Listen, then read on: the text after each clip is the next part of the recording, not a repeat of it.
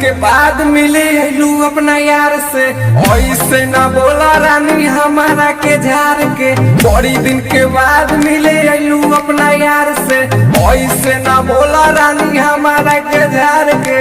आज भोर छोड़ी तो भतार काल्हे चल जाई, गोरा मिल के मजा खूबे मारोल जाई।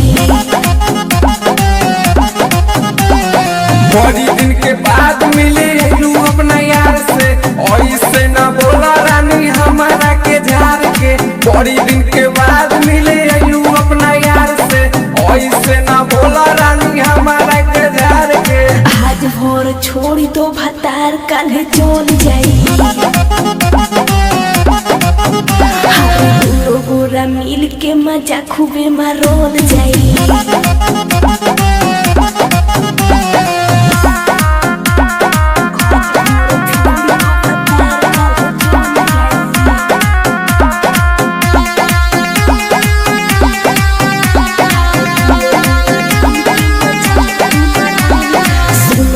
सुना एगो बतिया तू मान जा, भारत का बवाल हो जानी जब राजा।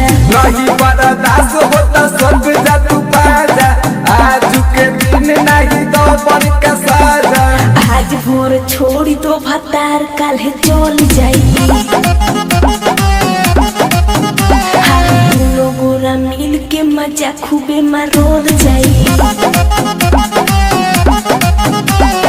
बड़ी दिन के बाद मिले लू अपना यार से, ऐसे न बोला रानी हमारा के झार के। बड़ी दिन के बाद मिले लू अपना यार से, ऐसे न बोला रानी हमारा के झार के। आज भोर छोड़ी तो भतार काल्हे चल जाई, गोरा मिल के मजा खूबे मारोल जाई।